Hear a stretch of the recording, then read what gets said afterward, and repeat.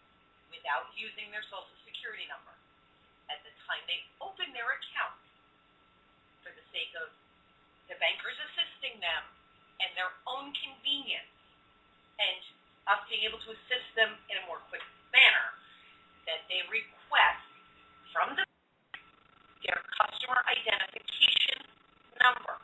Because without a Social Security number attached to your personal account, your customer identification number is a unique identifier that a teller or banker can use to quickly pull your account instead of searching through every 300 John Smiths that have an account with that institution. Did you all hear that? Yep.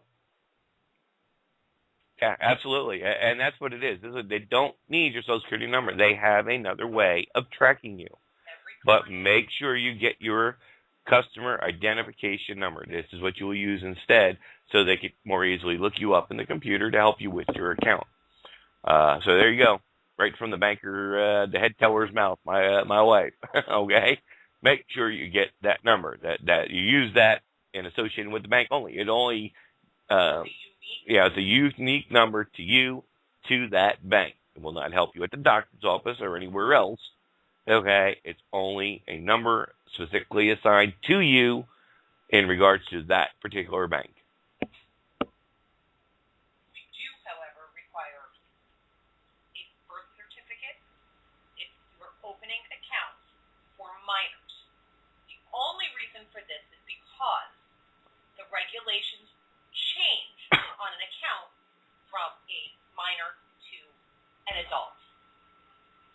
So we have to be able to identify when this child becomes an adult and now falls under their own adult regulations. Did you get that, folks? Exactly. You need birth certificate if it's a minor. Now, of course, if it's yourself, you're still going to need some sort of identification.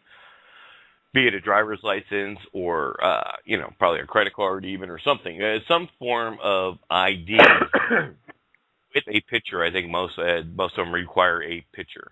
What I would recommend is prior to going to the bank to open the account, knowing that you are not going to present your Social Security number as a form of identification, contact the bank and find out what identification they have on their ID guidelines, and what their procedure is for opening that account without your Social Security. Because my husband, I say this rarely, so I'm going to say it once. My husband is right. Every bank, although we will not advertise the fact, we do have policies in place to open accounts without your Social Security number being provided. And please, for the love of God, people, if you are currently carrying your Social Security card in your wallet or your handbag, please take it out and secure it someplace safe, because if you lose your wallet, you have now handed somebody everything they need to steal your identity. Mm-hmm. That's all I Yep. And circle this day on your calendar, because my wife agreed with me. There you go, folks. Somebody who actually been in. Yeah, I'm getting thumbs up in the Skype. Shit, I got her actually on the radio. Yeah, it's rare, isn't it? Hey, I recorded that one. Yeah, it's on record. I got downloaded and time frame stamped this one. This is great. Please, thank you. He's posted in the chat room there. Supposedly, the Canadian birth certificates state not to be used as an ID. However, I do know of any U.S. birth certificates say such a thing. The same thing with your actual Social Security number. If you saw some of the original Social Security cards, it actually had stated right on it not to be used for identification purposes. It's always had it on there. They've kind of just taken it off. They don't print it on the card anymore. But the law never changed. Okay? So there you go, folks. Just more confirmation that, yes, you do not need a Social Security number to open a bank. But like Kathy had suggested, please call your bank ahead of time. Give them a heads up and ask them what they will take. They do have a list of accepted forms of identification. Be it a picture of driver's license, birth certificate, whatever the case may be. And it probably does vary from bank to bank, not so much branch to branch, but bank to bank will have their each and own guidelines. It's also very important too that if you're going to start doing stuff for your minor, for your children, as we have separate accounts for them, make sure you sit down with an FSR. Okay, FSRs, your financial service representatives. Make sure you sit down with them. Very important, because there's several different types of accounts that can be set up for a child. Now, this doesn't only include just minor children, a child of any age. There's a POD account. All right, this you can take out, have on your own account. Right? You are the primary on all these accounts. Okay, you are always considered the primary. The POD account is exactly that, paid upon death. That's what it stands for. POD account means, in other words, I have a bank account, and hey, my kids are off in blah blah blah blah blah in Wonderland, out having their kids, they're grown, whatever the case may be. And when upon death, I can actually have it written right into that account. Now, they cannot access it prior. They have no knowledge of its existence until after my death. And usually then you do have to just go down to the bank with a copy of the death certificate, and they will release those funds to you. Am I clear on that? I just heard you still talking about banking. I got Kathy to come back in the room. I was just giving them the heads up. Go to the financial service reps when you do open separate accounts, because there's different choices. The different type of accounts there are, especially for minor. Buy minor accounts. Are they savings accounts? Are they, what type of an account is available? And also that you may actually consider putting it in another form. Now, of course, today you don't want to get into CDs and all that kind of stuff because the rates are just garbage, so you don't want to do that. Even though if you are doing something for your child, it's usually a long-term investment, it's still not worth it. You can make more money by an interest-bearing savings account for your child than you can a CD. No? No? They don't have an interest-bearing savings account for the minors? No, you're not going to make more money in the interest-bearing savings account than you are in the CD. What I recommend if we're a child, or I'm looking at a long-term plan to save for college, to help my kid get a good start, and you've got some money to set aside, then you want to start with the personal banker, the FSR, whatever your financial institution calls those nice people out there on the desk. The best thing you can do for yourself and your financial stability is have an honest conversation with that person. This is how much money I have. This is what I want, what I need to accomplish now. This is my long-term goal, whether that goal is 2 years out, 5 years out, 10 years out, 20 years out. Depending on the amount of money you're looking at, that person may want to introduce you to one of our business partners. If you've got enough money, we may feel that the best thing for you is to do low-risk investments. There are high-risk investments and low-risk investments. And if you are looking for a stable, steady, almost guaranteed return, you're not going to play games with your money.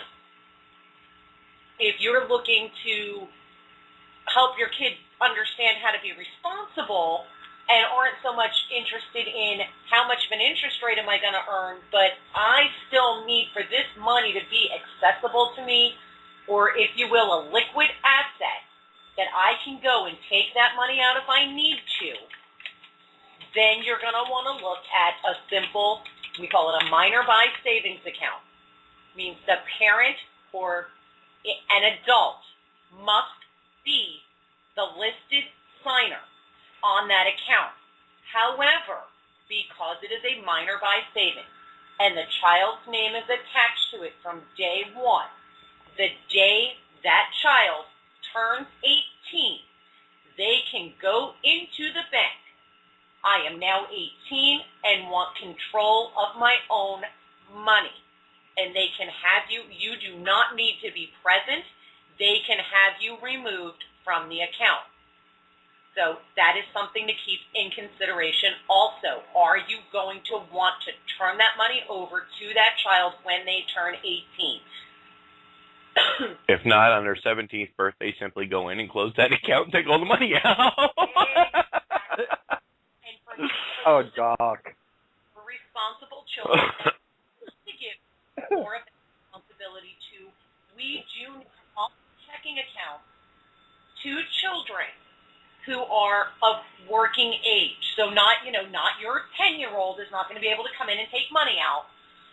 But if you have a teenager who is of working age and is gainfully employed, and you want them to start learning that responsibility, we can help you start a checking account with that child. However, in that case, not right now, excuse us. In that case, there must still be a parent or guardian as a listed signer on that account who is willing to take equal responsibility for that account.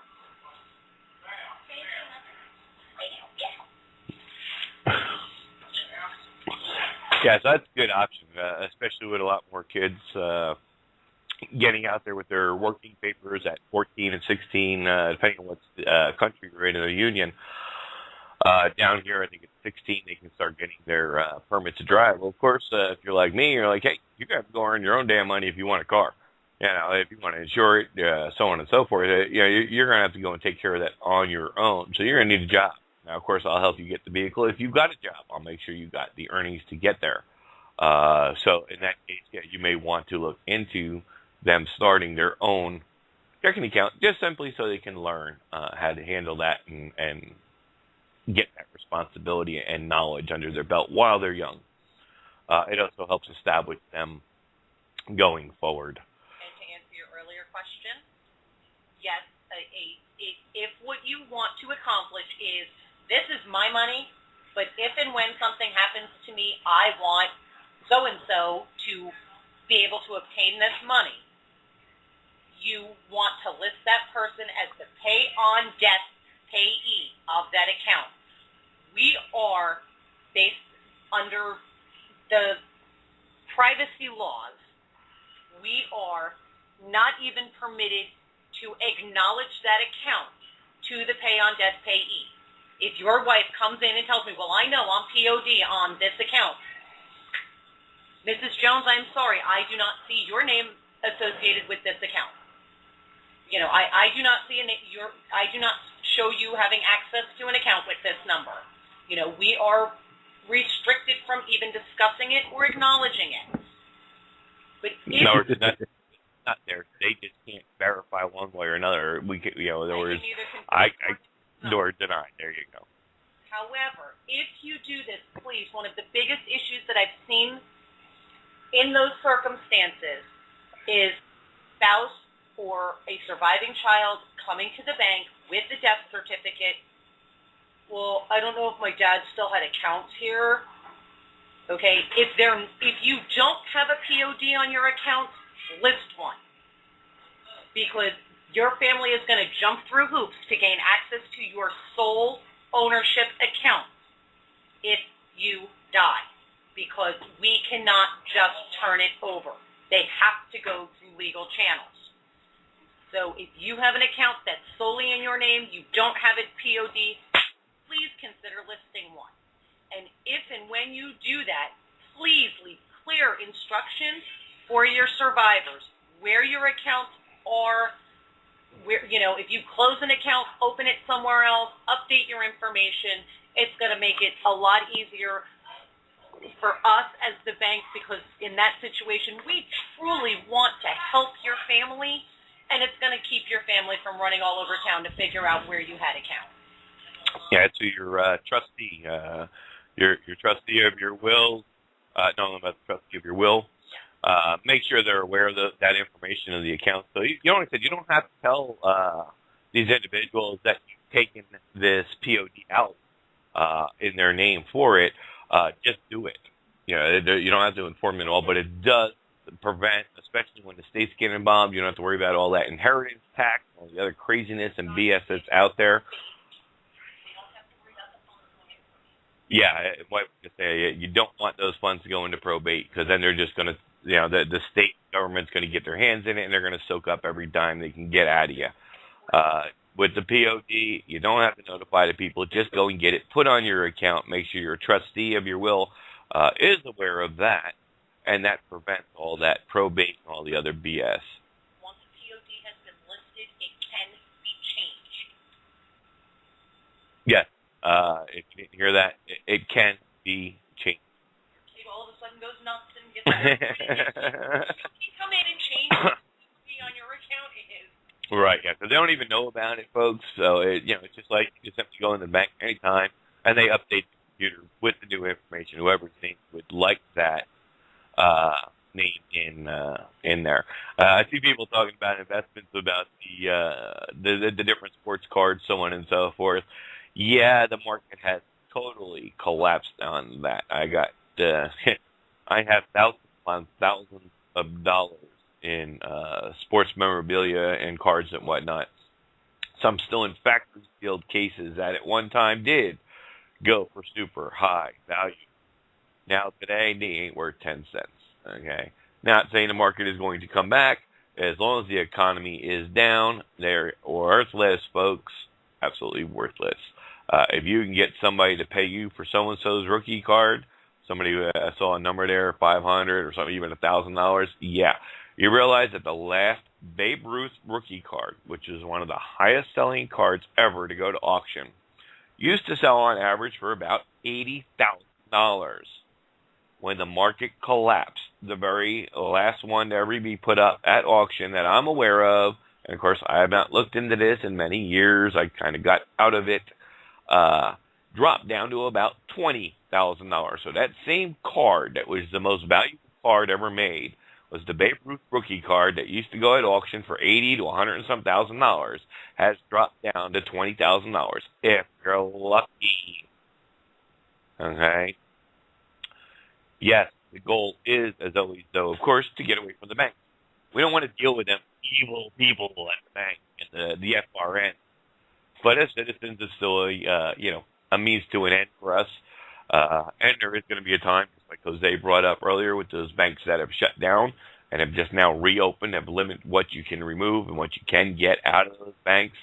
So there's not a run on the bank. Banks don't close down.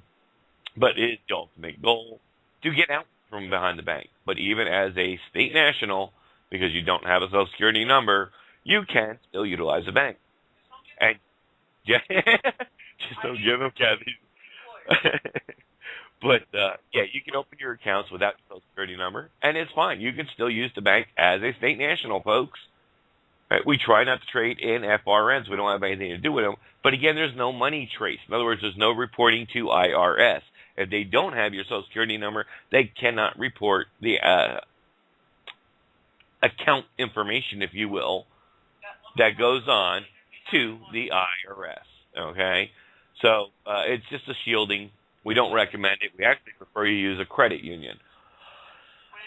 Credit unions are much better. They're more member-owned or privately owned. They're not actually controlled and owned by the Central Banking Institute.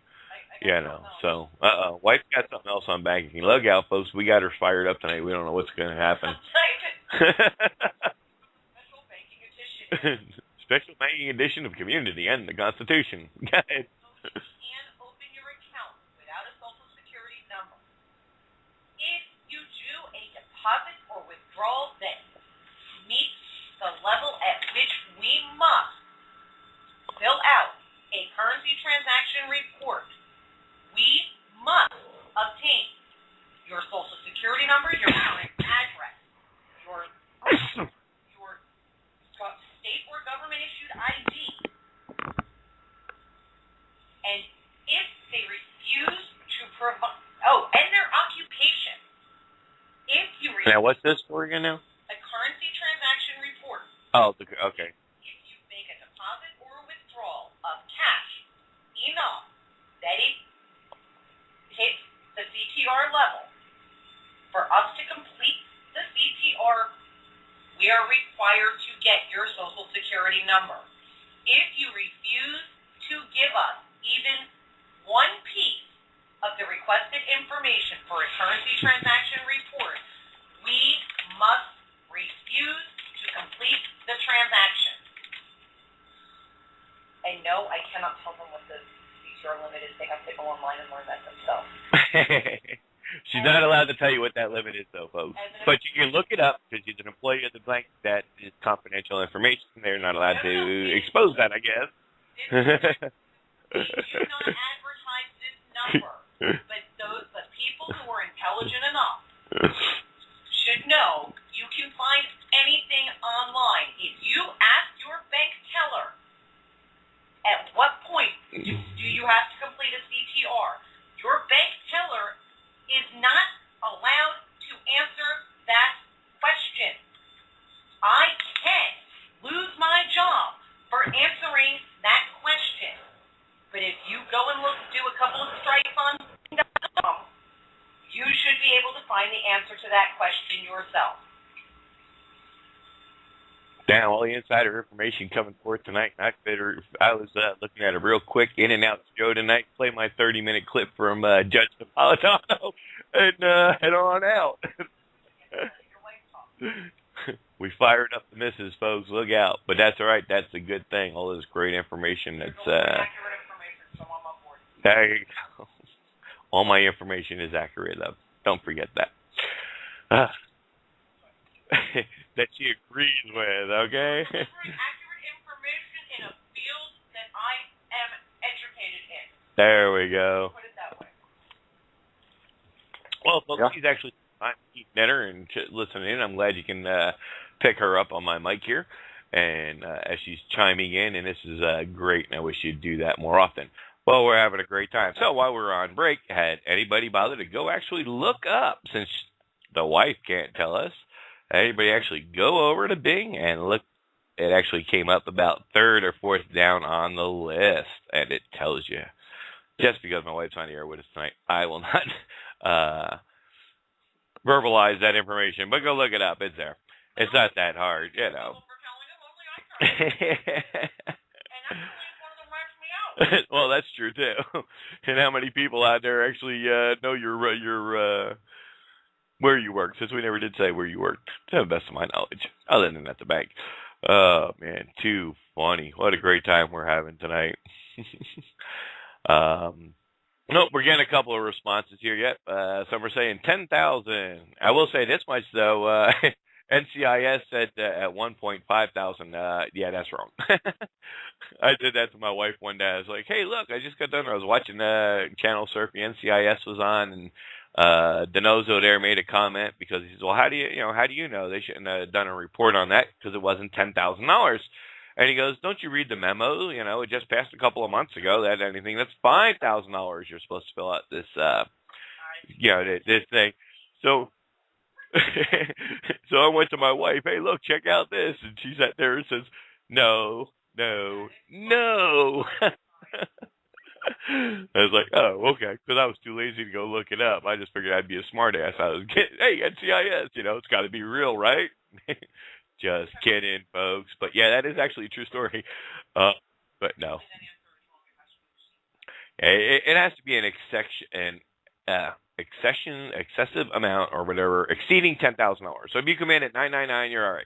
Yeah, you hit 10,000, you might be okay. You hit 10,001 penny, then they got to do a report. And they're not allowed to tell you this, but hey, everybody pretty much knows that anyway. So if you really want to avoid doing any kind of any kind of major withdrawal, and you don't want the government to know about it, you don't want your bank to have to fill out this stupid form. Make it a couple of days. Don't do it all in one shot, and keep it under, keep it under that 10,000 mark, and you'll be fine. It's not that big of a deal. Boy, poor Ed had me thinking at first. He'd make it a comment there and goes 10, 12, and I was sitting there like 10 to 12,000. I'm like, no, I'm pretty sure it's 10. And then it dawns on me. I'm like, oh no, he's talking radio code. Duh. Yes, VIP in the house tonight. The boss is with me. Look out. On her show, she's Binger and the boss. Here, I just play like the boss. She, of course, wears the pants in the family. I got a sign that says I wear the pants in the family, and underneath it says when my wife lets me.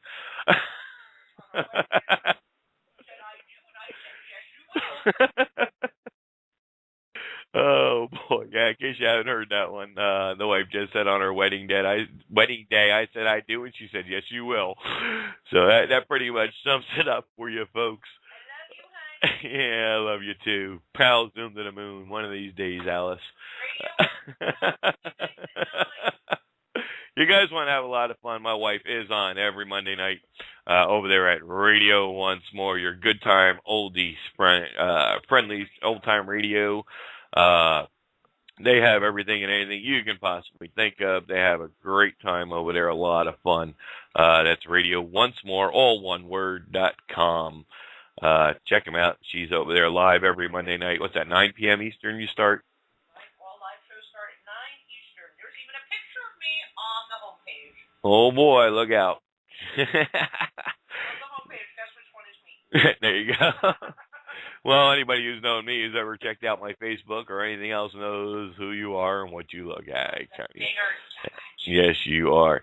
Let's make a couple more mics live. Let's see. I think Jesse's on the board twice. Must be having phone trouble there. Can you hear me, Jess? She's split personality tonight. Yep, she's split personality again. Yeah, she's actually showing on the board. Oh, great. Jose, you still with us? Yeah, I'm still here. Oh, man. Yeah, and we're having a great time here tonight. Great shock. I love when this happens, when something comes up out of the blue. Both chat rooms are lighting up. Having a great time. Love it.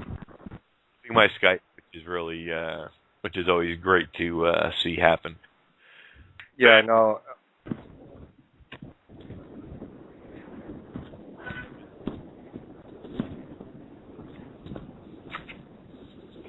Sounds like somebody's walking. Yeah. Hello? Hello? Yeah, can you guys hear me? Yeah. How you doing tonight? Good, and you? Yeah, this is Prince Taylor. My name is Prince. I'm from New York City. Oh, welcome, Prince. How's it First going? time listener, I believe. Awesome. I'm doing pretty good. I actually got this in my email letting me know that there was a Blog Talk Radio tonight, and I wanted to hear what you guys were talking about. And I really showed up late, so I really don't know what you guys are talking about. I heard the little $1,000 that you can withdraw from the bank and all that. That's really good information for me. But I have information for everybody if you're not aware of the One People's Public Trust. Yeah, we know about it.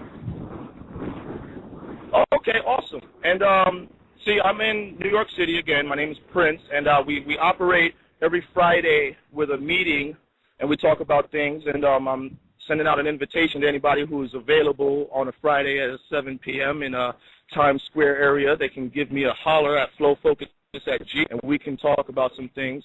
Again, my name is Prince Taylor. You can find me on Facebook, but FLOFOKUZ is how you spell Flow Focus at Gmail. You guys can find me there, and we can talk about some. I'm actually working on trying to get the bank to monetize my signature without working through the entire system and then incurring, all that horrible debt that things happen with the interest and whatnot. Liberate. Thanks for the call, but yeah, we do have an OPPT thing here. They have a show here. Yeah, we don't go down that path. We teach law, not whimsical ideas. The OPPT is nothing more than a scam. Sorry, hate to tell you. It's a lie. It's a bunch of crap. Yeah, they're here on Freedom, everybody a voice, but not for long. Folks, you got to wake up, all right? I've been in this movement for 6 years, long before even the birth of Freedom Reigns. Freedom Reigns came about over 4 years ago. Been involved in shutting down Turner and all those alike, all right? This is just another one that's popped up. Now, all this shit is shit. It's not real law. It has no standing in law. It ain't going to get you put anywhere but sitting in a prison cell next to James T. Turner. Knock yourself out. Have a good life in prison blues, because that's where it's going to get you. Sorry. Well, whatever. Wear orange and sing the blues, whatever the case may be. But got me. But yeah, no, it's folks, don't spend a dime of your hard-earned money on any of this crap. There's only one lawfully recognized process passed by the Congress prior to the passing of the 14th Amendment of the United States. It is expatriation. We've covered it extensively here for years. People aren't picking up the law books. They think they know what they're talking about. They don't know. They're ass from a hole in the ground. They're nothing but a bunch of repeaters of garbage. Okay? Well, if you get into the UCC, the very first thing you need to understand is that you have to have a law dictionary. You can't go according to what you think the word means. Because you know what? That's the main way to get your ass put in the prison. Like Tim Turner. Obviously, he has no idea what the words mean. And if he knew, he would maybe he would have gotten out early enough to keep his ass out of the prison, but then now he's going to meet Big Bubba, and that might not turn out to be so well for Tim Turner. Yeah, right? I can't wait for that. It's actually been pronounced guilty. I have all the court documents, if anybody's interested. All done on PDF, all the findings, all the charges. He's in jail for a very, very long time. Guilty on all charges, and he'll never see the light of day again. And this guy was supposedly the greatest freedom movement preacher, blah, blah, blah, out there. Hello, folks. When they got that big of a following, know that it's a lie. All right? We've shut down Drake. We've shut down Turner on this network. We've shut them all down in OPPT. Yeah, hello. You're next on the list. Your days are numbered, folks. All right? Hate to tell you. If you're looking for truth, you're looking for law. And a scam and not a whimsical idea and not the bullshit and the hype. You came to the right radio show. If you want to spend your hard-earned money on a whimsical idea, hell, folks, you get a much better odds going down to Vegas. Because they can even say, well, we got court cases. Well, guess what? You're never going to see a court case for us because we don't have anything to do with their courts. When you do it lawfully, you're not allowed in their courts because they do not have jurisdiction over you. All right, so all these other things you see on YouTube where they're in the court system, just like the Moors, that whole group of people. And yet every time you turn around, where are they? They're in court. Guess what, folks? You never see a video out there or anything else on a state national in a courtroom, do you? You'll never find a court case on the damn planet in history of the Union. And this dates all the way back prior to the 14th Amendment, folks. This isn't something that's been going on just in the last few years. This is the only lawful means to separate you from the system, passed and recognized by Congress, upheld by the President of the United States himself, as well as everyone down to the street level. Period. There is no other. There is no footnotes unless you're a strawman, unless you're a free man, unless this, unless that, and all this other crap out there you're hearing. It doesn't go anywhere, folks. It's a lie. It's a scam. Get away from it. All right? The word citizen is evil. Anybody who's been with this show long enough knows this. All right? You do not want to, under any circumstances, be a citizen, and I don't care if that is a blah, blah, blah citizen, a free man citizen, all right? Citizen, a sovereign citizen, all right? Citizen simply means you are a 14th Amendment citizen. You are under the jurisdiction. You are a slave. Yep. Outright. Yep. But permits and permission. End of. All right. You can either do it the easy, correct, lawful way. It takes about 90 days if you can learn to walk the, blah, blah, blah, that we teach you. You got to get out of debt. Stop being a debt slave. All right. Get out of debt. Get your ducks in a row. Step by step, real simple process.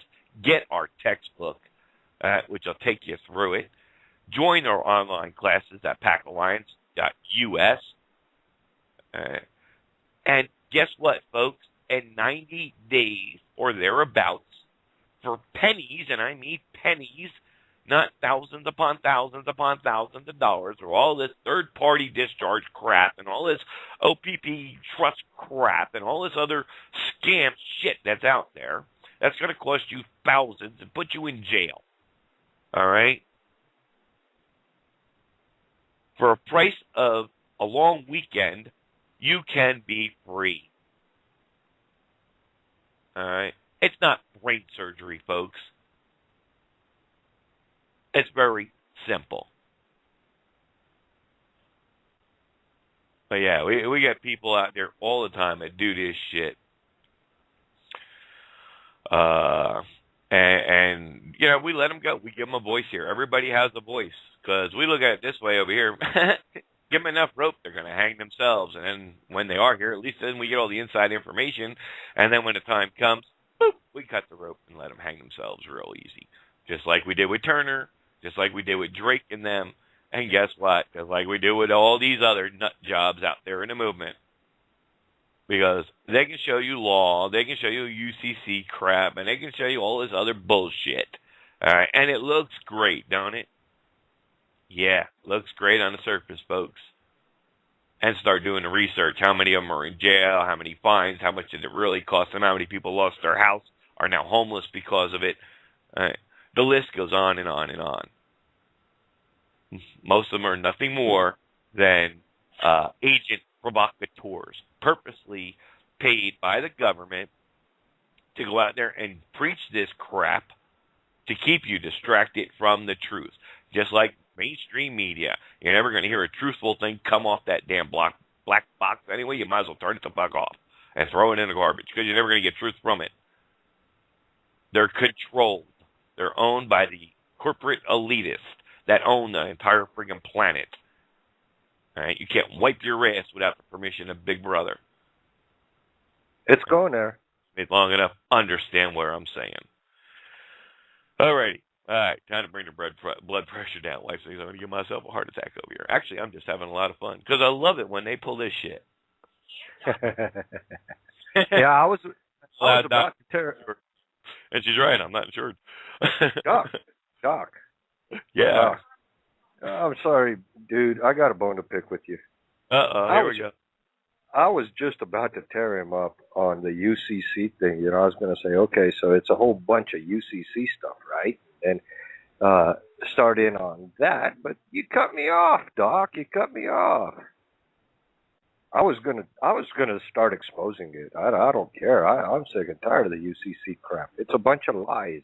It was originally intended not for the use by the average man. It was originally intended to monitor and control trade between states, you know, between the United States and the individual states within the Union. That's all it was meant to do. And, you know, I don't understand why these people are jumping onto and creating more contract with the government. And if this Heather, whoever the hell that is, if she really is an attorney, she should know better. She should know better than to be leading people down this road. You know, this bullshit. I don't understand why they're doing this. Why are they creating more contract with the government? Why are they going deeper and deeper and deeper into the system and complaining about the government? If you're going to be in the system and you're going to go deeper into the system, shut the hell up and quit complaining. Start bragging. Information on Heather at 820, and there's going to be a show coming up shortly here that's going to expose them for what they really are, a bunch of fraud and idiots and clueless morons, just like Turner and the rest. Okay, their time is numbered. The days are short. It's all coming around full. But like anything else, whether it's you know, in the spirit or any other show that's here, folks, remember, Freedom Reigns is just the network that allows us all a voice, and that includes me. You know, it is not the opinion of Freedom Reigns, per se, of what other show hosts talk about on their radio. You know, she just allows us the airtime to do whatever we want to do. You know, I could sit here if, you know, nobody else has the airtime. I can sit here all day long for 2 hours at a clip and sit there and go, okay, does that mean Reigns back? What I'm saying? No, absolutely not. At least it'd be entertaining. At least it'd be a lot more entertaining and a lot more productive. Right? You probably would be more productive just sitting there going, You know, you wouldn't get anybody into trouble that way. couldn't go to jail for it. No. Well, I don't know. No. Yeah, you're right. You wouldn't. But yeah, it's funny how these moronic shows out there and these big patriot movement freedom people have all these thousands upon thousands of followers. Guess what, folks? PAC's been around since 1998. I've been on the airways for over 4 years teaching the truth to you guys. Do I have thousands upon thousands of listeners following me from network to network? Well, first of all, I've only been on 2 networks my whole life. Oh, no, 3, excuse me. Started out over there with Radio Jihad when we set up that network. Fantastic. Tons of information, education there. We covered that on one of our special broadcasts on a Friday. Then Freedom Reigns, as well as myself, I started over there on Freedomizer Radio, the #1 radio network here on Blog Talk Radio, with Proof Negative in them. And I started co-hosting a couple of shows, and Freedom Reigns came over and got a start there on Freedomizer Radio, and I started cutting in and getting a lot of airtime over there.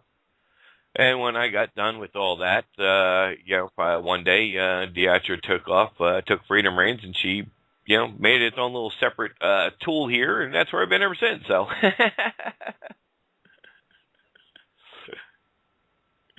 I was kind of poached. My wife said she poached me. Yeah, I was poached from Freedomizer, but I didn't have my own headliner there. And even with Freedom Reigns, I wasn't a headliner. I came in one day this is when they were shutting down 4 years ago, when we were shutting down Turner and all their groups, and I started getting involved in that and teaching a little bit about the truth. Matter of fact, one day what I'll do is I actually have that recording of my very first show with Freedom Reigns when they were over there on Freedomizer Radio. And one of these days I'll actually play that for you. I was listening to a little bit of that tonight. It was a good show. We had a lot of laughs, and it was just the first introduction to a lot of things that, of course, you all guys been with me a long time and are old hats at this. So it's all good. I do have a couple more questions there on banking, since the wife is still sitting with us here. A cashier's check over $3,000 requires a paper trail.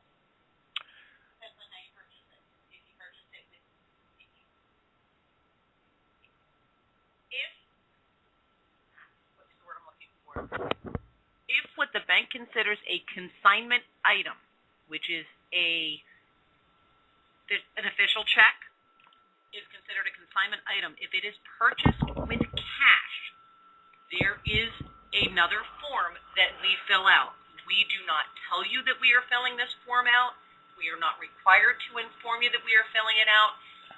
We are not using any information of yours that is not already on file with the bank. If you purchase that same official check in excess of $3,000 with a check or withdrawal ticket from your account, we do not fill out an additional form. So I guess technically the answer to the question would be yes, because we have to create that form and that paper trail if it's over $3,000.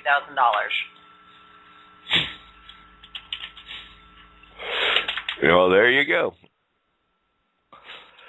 Yeah, if it's over a certain dollar amount, and then, like I said, again, they're not going to tell you about it. It has nothing to do with you. It's not like they're using your personal information, to do this. It's just something they're required to do. I will tell you. Now, again, we will not tell you, hey, now I've got to fill out this form. That form is literally nothing more than a paper trail. It contains information, again, that we already have. Your name, your account number, the check number that you purchased, the number of the official check, and the amount of the check. That's it. Yeah, it's nothing fancy. Because you can remember, you got also too. A lot of people don't understand. Official checks. Somebody wants a trace of that. God forbid he gets lost. Do you ever think of that? And also, people don't understand, like, the big thing, too, with taxes. Now, tax season is pretty much over with for the general public. Of course, businesses are still doing their stuff. But they said they're understand. Well, it's a government check. You have to cash it. What people don't understand is it's a government check, your IRS check. Okay, it can come back. In other words, it can bounce up to 7 years later. Most people don't realize that. I'm proud of you. You remembered. Yes, I remember. Started with the drug laundering thing. Listen, I gotta take that stupid test every year. What, the drug test? How many drugs you can sell? No, the test on fraud against the bank and money laundering and Smurfs. Listen, take some of the web-based training that bank employees are required to take every single year. You'll never look at a Smurf movie the same again. Oh, man. Oh, boy. And hey, here's the thing too. If your bank thinks that you're doing something hinky, we don't have to have proof. There is a way for us to report your activity. We will not do this unless we see something that we think is unusual and or suspicious activity. And they don't have to show up in court. Quote unquote invite you to close your account. If we think you're doing something that's not above board, we are going to look into that. Yeah, in other words, you just came out of the blue, and all of a sudden now you start having some high deposits or major withdrawals, and you're not a person that has usually abnormally done this. You're not a real estate owner that's collecting a bunch of rent on a regular basis, or you're not a car dealer and you're used to dealing in that type of dollar amount, but you're just a regular Joe Blow, and all of a sudden you're utilizing a bank, and you're for the last couple of years of history, you're putting your regular $500 or whatever it may be from your paycheck in your checking account every week. My wife, remember, they're actually in Skype as well. We have conversations going on all over the place tonight. Skype, new chat room. That we're having a blast here tonight. Kat's actually responding to the Skype to some Skype stuff. Anyhow, but yeah, if you start bringing in all of a sudden a bunch of big money, and you don't have a company on register or on file with them or whatever, suspicious activity, and they're going to find out, hey, what's going on here? Did you recently open a business? Did you come into an inheritance? Is it maybe a settlement thing that's coming in from an accident or something? And it's okay. The bank just wants this because they're liable for any kind of money laundering or any of this other stuff that may be taking place. And if you don't have a good, clear answer of where that money's coming from and what's going on, don't be surprised. Yeah, if the bank will simply come over and ask you politely to close your account. And if you're a real hard ass, they're not even going to ask you politely. They're just simply going to close your account and mail you your balance. You open an account and all of a sudden start coming in with out-of-state officials from another financial institution, and several times a month are coming in and withdrawing just under the cash amount to trigger a CTR. That's a little suspicious when you start doing stuff like that out of the blue. Or 6, 8 people come in at the same time with the same address to open an account. That's a little unusual. We're going to ask some additional questions because in order to protect those of you who are doing legitimate business with us, to protect you, to protect us, to protect the assets, we have to question what looks and smells a little funny.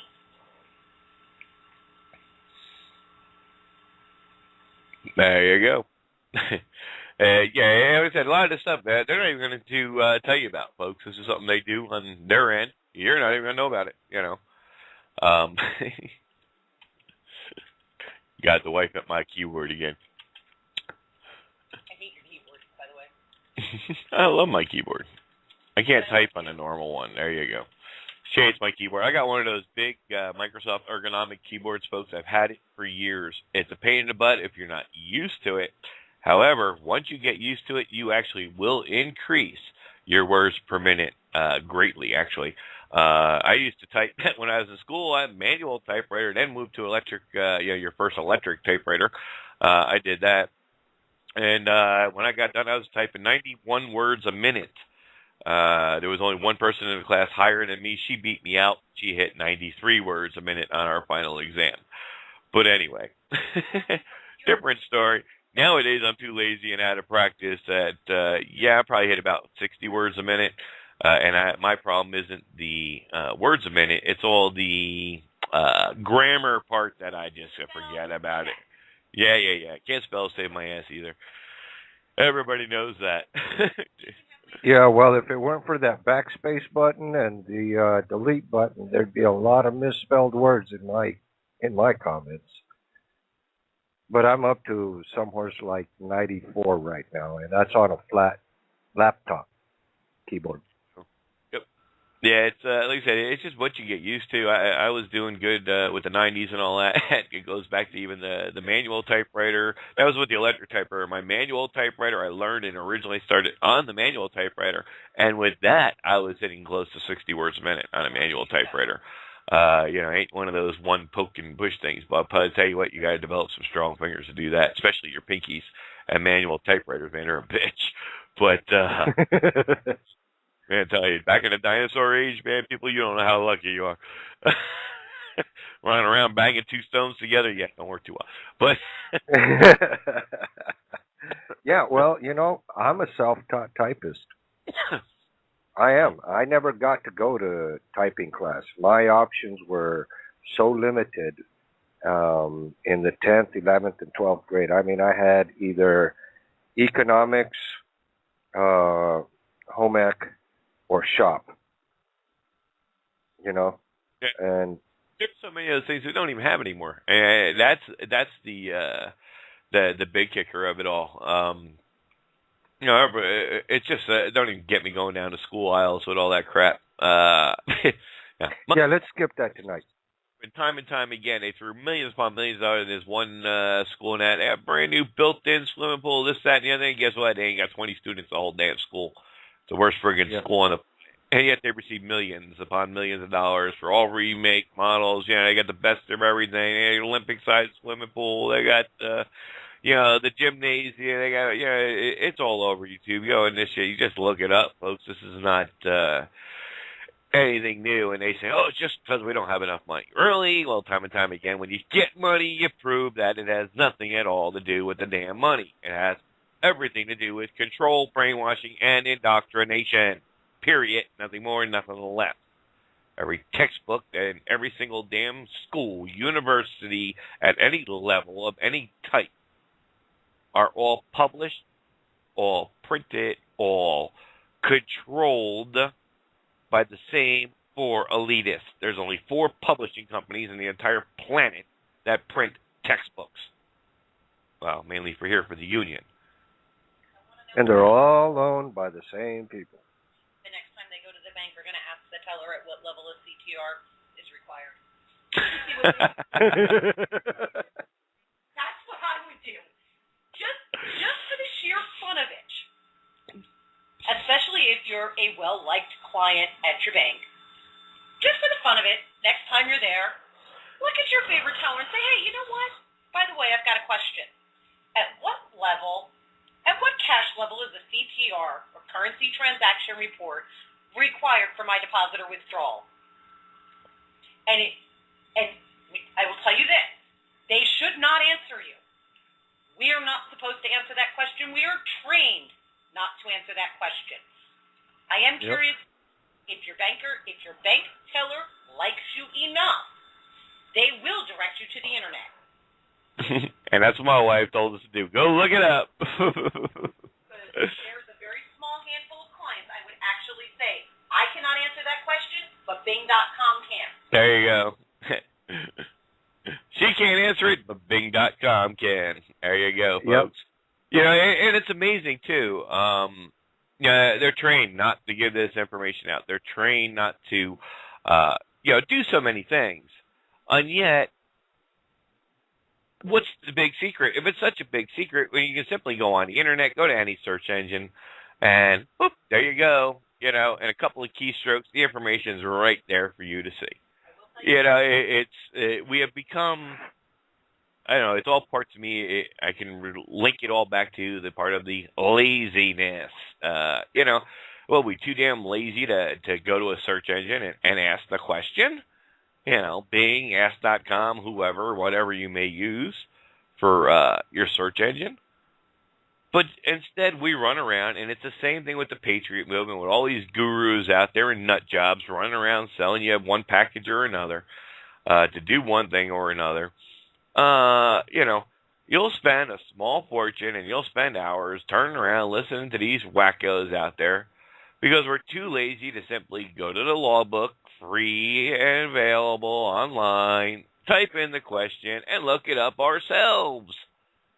And then you can look at it and say, wait a minute, this is what Bovier's Law Dictionary says about it. Hey, this is what Black's Law Dictionary says about it. Hey, this is what Joe Blow's Law Dictionary says about it.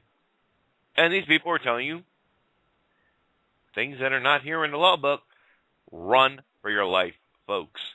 Okay? For your part, yes, what? For my part, because I am driven and inspired by this particular show tonight.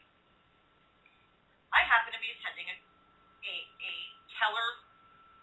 advanced level teller training class next month, which you of course already knew. I'm going to ask the trainer of that class why I and my teller team are not permitted to answer a question that you can go on the internet and find the answer to yourself. There you go. I now want to know, I've worked for the bank for 6 years. And for 6 years it's been drilled into me. You don't answer this question. You don't answer this question. You don't answer this question. It's not until recently that tellers have started looking at each other and going, I know I'm not allowed to tell them the answer to this question, but why? Why can't I give them they can find online for themselves? This is not secret information. This is not, something that falls under your Privacy Act, and I'm not allowed to give out information. We've just always been told we are not allowed to answer that question. Well, when you get that answer, then come back, join us here on air. I'm sure she will. And let us know what they said. In other words, what excuse did they use? Same thing with your Social Security number. It's the same reason. Well, why do you need the number? And the doctor's response was, I don't know, we just always done it that way. Come on. Really? It's a mind control thing. Yes.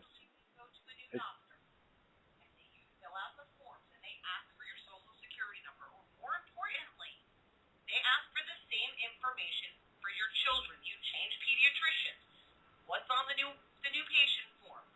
Age, Social Security number. Okay? I went through this with my own pediatrician. Every time you provide that number, you are not only providing it to the person asking you for it, you are providing it to anyone and everyone who has access to those records. Every nurse, every aide, every Joe Blow who has access to those records, and everyone who works at any company those records are shared with. I worked for Blue Cross Blue Shield. I saw your medical records. I saw your new patient intake forms. And guess what? I don't need to have that information. Your doctor's office does not need that information. The insurance company assigns you a unique identifying patient code that the doctors bill you with. There you go, folks. Yeah, because we always, it's one thing that my wife did take seriously, and when our kids were born, we didn't put that information down. Sorry, leave it blank. They asked for it. If you're on any of the entitlement programs, we sad to say, everybody knows me knows I'm getting food stamps, and they ask me every 3 months the same damn questions. You know what I put down? On file. That's how I respond to it. They got it umpteen years ago when I first applied for any sort of benefit. All right, it's on a file in their office. Why every 3 months they got to ask me the same exact freaking information when the only thing they really need to know is, has my income level changed so they can adjust my benefits accordingly? That's all they need to know. So because they won't let you submit it if you leave it blank, I simply type in the space, on file, on file, on file, and I fill in only the income information if there's been a change. Or I type in no change, and I submit it. They don't like when I do it, but they don't have a choice. One more thing I want them to think about. Oh, Kat's got one more thing before we get ready to end the show tonight. I'm so sorry to keep cutting in. Folks, when you're writing a check, especially to pay your insurance company or your utility bills, it has become human nature to shortcut it. And I'm going to use my old job and a real-life experience as an example. Instead of writing a check payable to Blue Cross Blue Shield of New Jersey, people were writing their checks to BCBS or BCBS of NJ. And an employee, now mind you, this was, let's see, my son is coming up on 14, so this was 14 years ago, but these kind of things still happen. An employee who had access to the incoming payments, a mailroom clerk who had access to incoming payments, went to a bank and opened a business account as battered spouses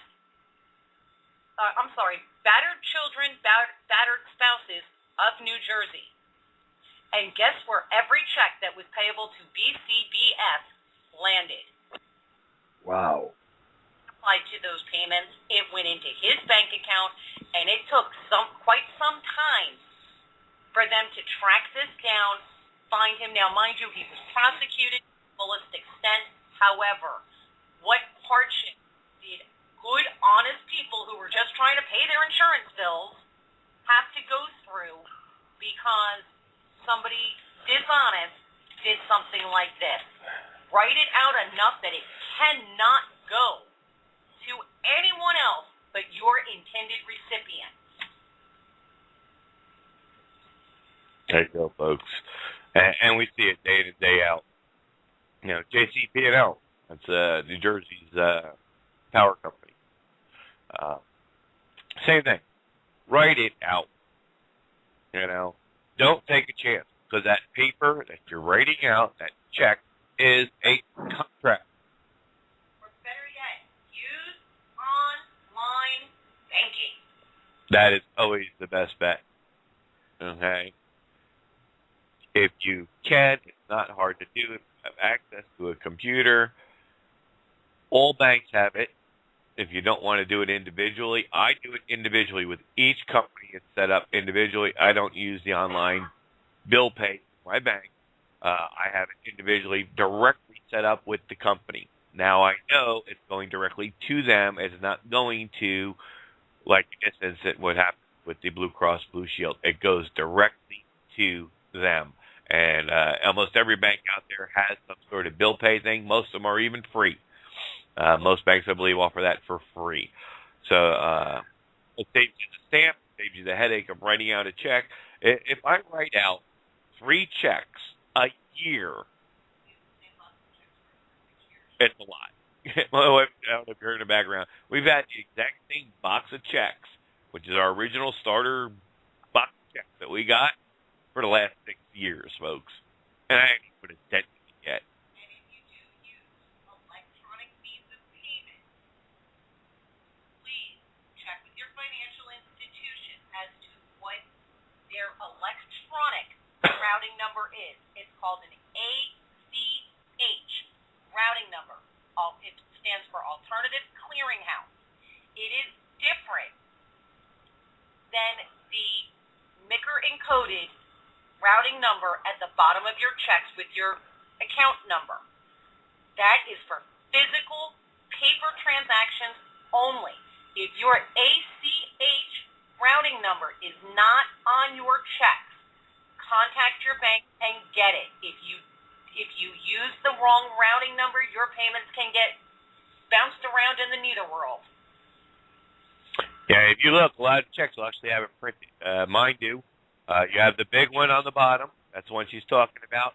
And then there's in real tiny, fine, tiny print above it, somewhere in like the middle off to the left side or wherever, you'll see the ACH, and there's a set of numbers there. That's the number she's referring to.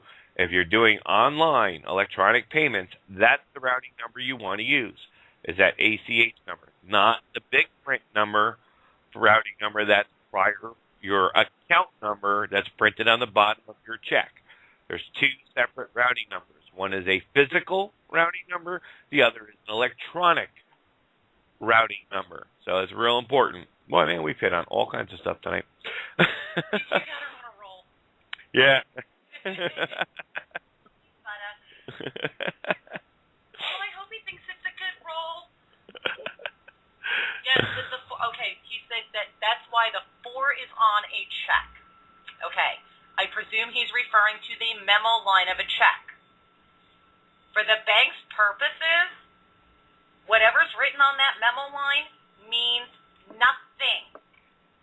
The memo line of the check is for the client's information. Will it help you in court? Absolutely. Because we can provide proof that anything you wrote there was there at the time the check was negotiated. However, if you write, an invoice number or something, or an account number, something to that effect on that memo line, that the bank will not pay attention to that. That check is considered a contract between you and the person you wrote it to. The person that check to is accepting the terms of the contract, signed the back of the check. That is why, again, I will deny ever having said this as an employee of a financial institution. She's somebody else. Write him a check and forget to sign it. Honestly, I'd like to get my ex-mother-in-law in on this. In a business deposit, we're probably not going to catch it, but if they present it to be cashed, we can't touch it.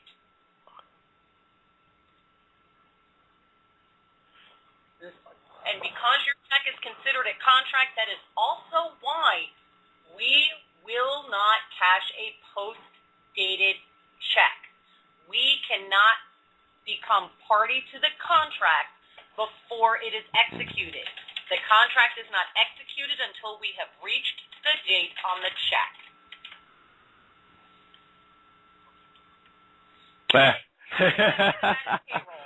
Okay, wait a minute. Here you go. Here's a good one for you, Faith. See, we already know this. Please is one. My wife isn't that all familiar with our show here, and everybody that hangs with me here. Pleased to meet you.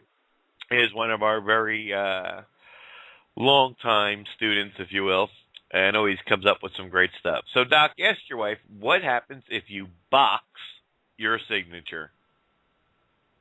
I will show my ignorance. I have never seen it done, with the exception of a stamp.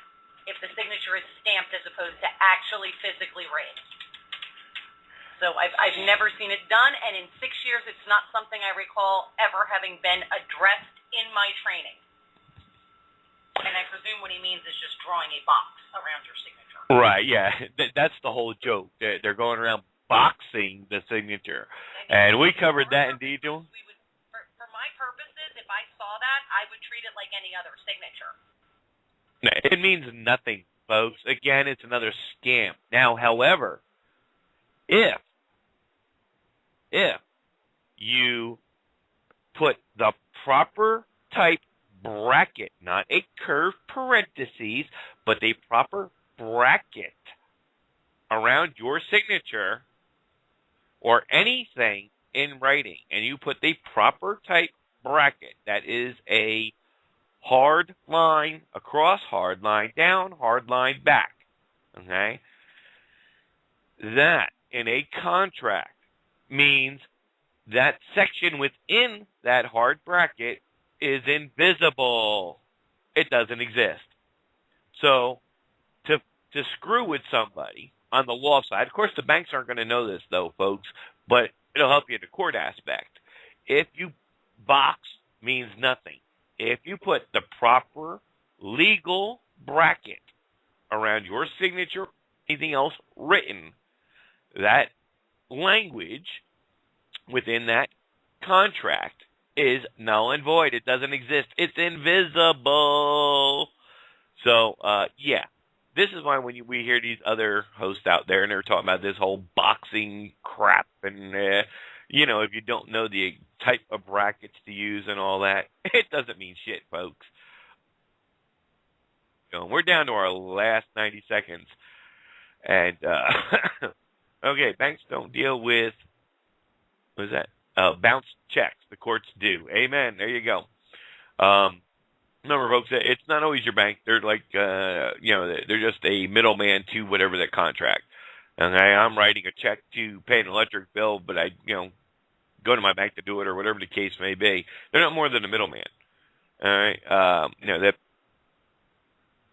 they're just helping you with your account and help manage your particular funds and needs for your personal guidelines. It has nothing to do with anything else. Bank checks and all that goes to the courts. Okay. Has nothing to do with you. But, we're down to our last couple of seconds tonight. We're going to have to wait till next week. Don't forget about our Thursday night broadcast, where Jesse will be back here and teaching us all kinds of great history and information on the bow and arrow. And maybe we'll pop in to do a quick 1-hour show again on Wednesday night and get to play that Constitution for Dummies with Judge Napolitano. It's been a great show. We've had a lot of fun. Thank you all for your participations and all the chats in here in Skype as well. Really good time. A lot of information was given out. Please don't forget to join us back here. Till next time. God bless. Be safe, everyone. Say goodnight, Jose. Good night, Jose. Good night, all. We love you.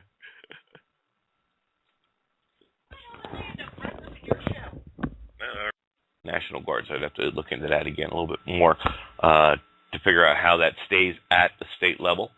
But because they're denying and not utilizing any federal funds whatsoever to do this, all that gear and equipment then is 100% property controlled and owned by the state. So the federal military powers cannot come in and say, oh, well, we're taking our tanks.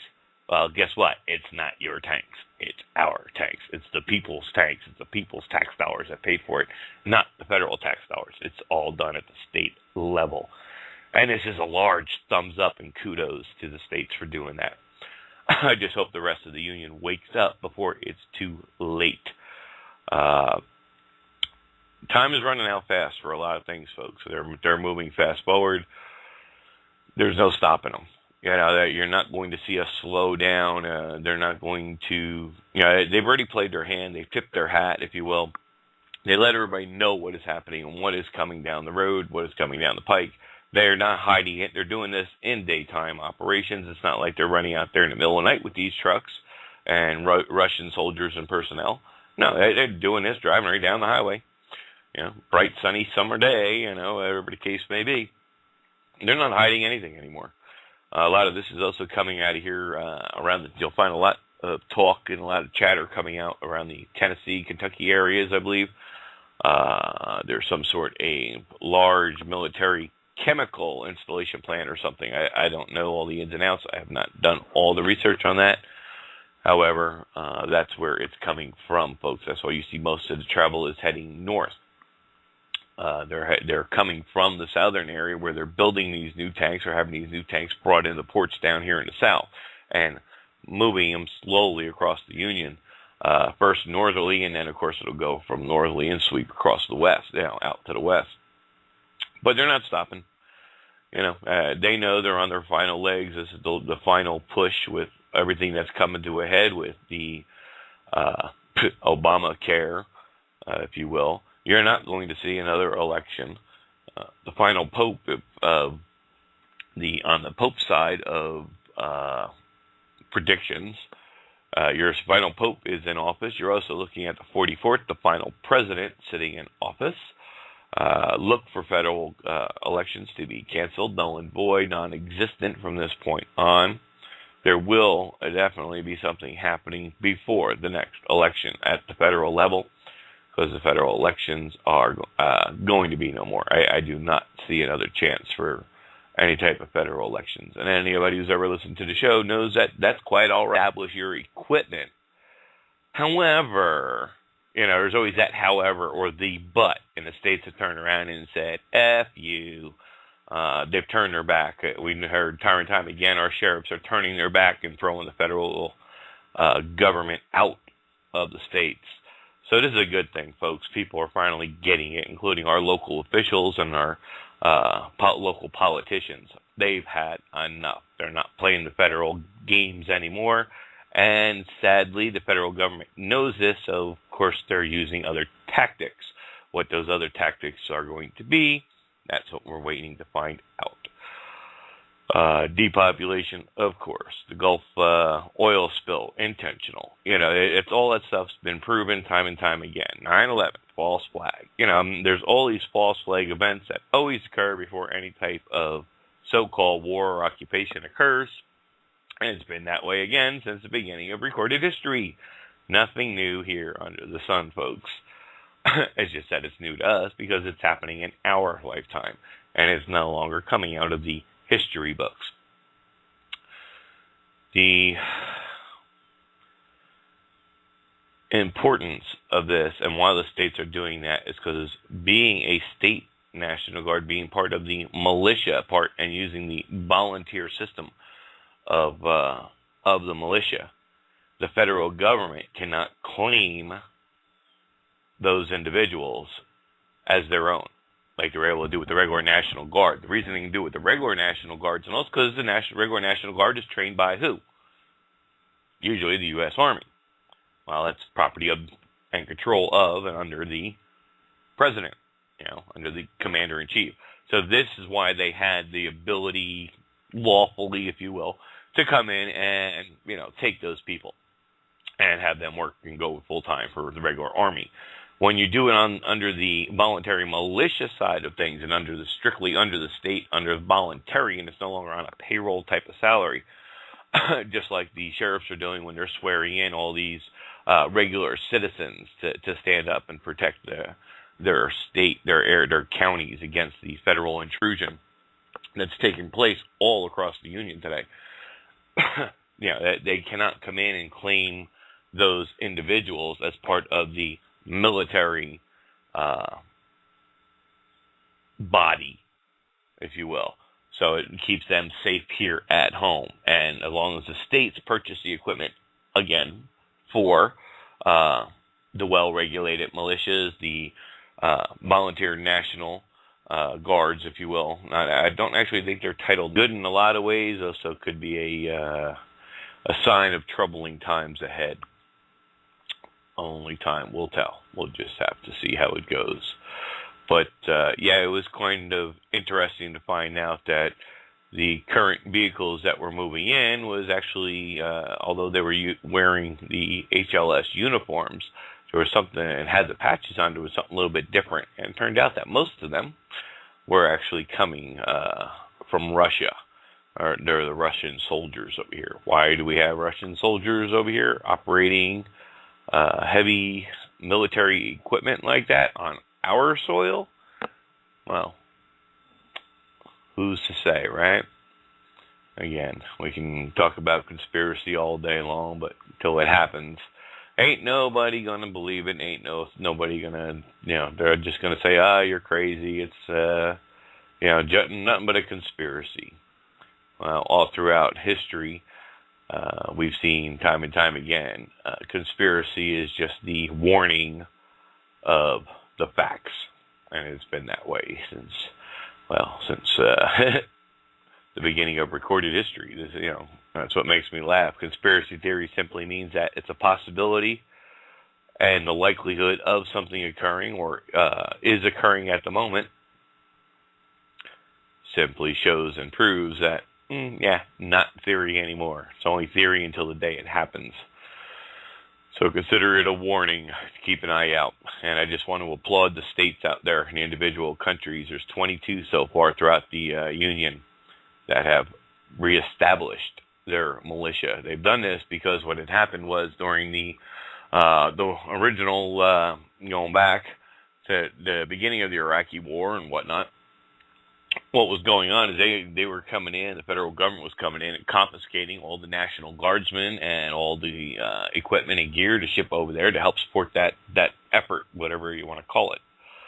War, action, whatever. Occupation is really what it was. And it's all in the name of the New World Order, of course. But they came in and took all the equipment. Well, after the fact, of course, states wanted their people and their equipment back. I mean, the states paid for this stuff, right? And they came in, the federal government came in, confiscated it all, shipped it all overseas, and did not and will not reimburse these states.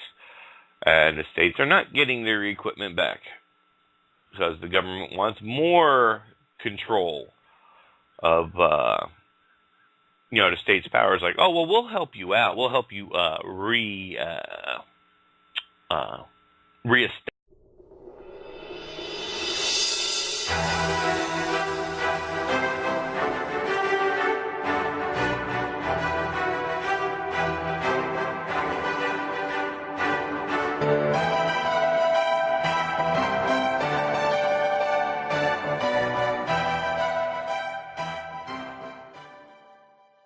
Welcome all to our Thursday night broadcast.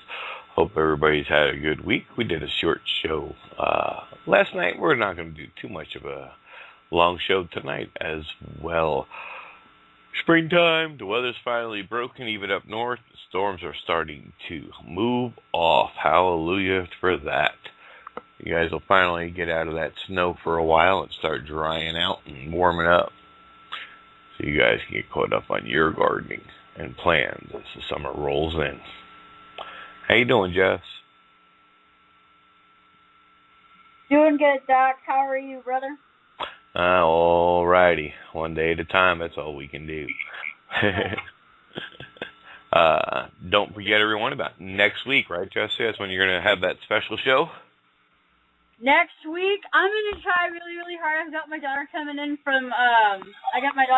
this weekend, so for her spring break next week, so I'm going to try really hard to get my information and stuff done. Yes, I haven't had a chance to do it the last 2 weeks, and I'm really excited, so yes, it will be an exciting show. I will try to teach you how to create bows and make arrows, and maybe I'm going to try to see if I can find a little bit of history on it for you, too.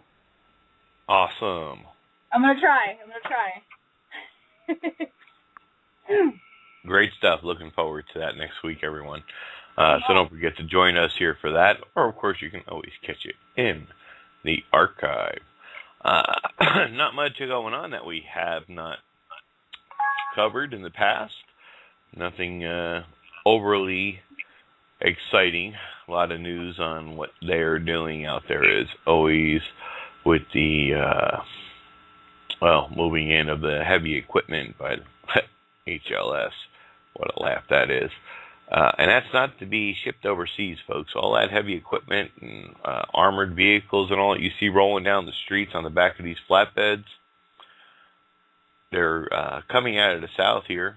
They're actually driven by UN soldiers. And a few of them have been stopped along the way as the states are waking up to this and saying no more. So the states are actually getting involved and reactivating their official state guards and militias. And this is, right, because guess what? It's not our government, folks. Our votes do not count. If you're not a member of the political party, of the electoral college, your vote doesn't count anyway.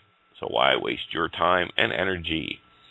Matter of fact, the less people that vote, the quicker they'll get the message. Because now we understand voting is a crime. The crime is treason. It comes with a 2-year prison sentence, folks. That's right. You heard it correct. Read the law. It's all about the law here, folks, and you guys knew that. So don't sleep. Stay sharp. Follow the news. Follow the rabbit hole, if you will. See how deep all this madness goes. If you've been looking around on my Facebook post, you're seeing more and more information being shared, especially on the evils of the vaccines and what's happening there just in the last in our lifetime, folks. This is not going back a long time. This is just in the last 10 years, 15 years or so. We've gone from the mandatory child inoculations, if you will, of 10. That's all we ever got when we were kids. If you look right on it, 2000 and something, and it was 2003 or whatever the chart released, it says maximum vaccines. Okay, for newborns and your teenagers and whatnot. There's space throughout your young life there growing up. Was 10. Today, those same 10 are in the list. However, now there's a total of 33 to 45. And it's pure evil. Every single one of these is poison. Look at the reports. They even have enough nerve to print it on the government website. They have to by law. But we're too stupid. We don't bother to look. Well, if you're one of those and just prefer to watch a video, that's okay. We got you covered. Head on over there to YouTube channel and look up, or the regular website, Experimental Vaccines, because that's what it is. It's all an experiment, and you are the guinea pig. Experimental Vaccines. Go check it out, folks. He's got hundreds of it, and he shows you step by step everything that's going on, word for word, right for the government websites, how they're paralyzing, destroying intentional part of the brain cells, and so much more. A lot of information there. It just blew out at you. But I also have a special recording tonight. Jose, I think, finally made online. He's been having tons of internet trouble the last couple of days. Before I pop in there and check on Jose, I want to do a quick shout out there. Please, hello, my friend. Always good.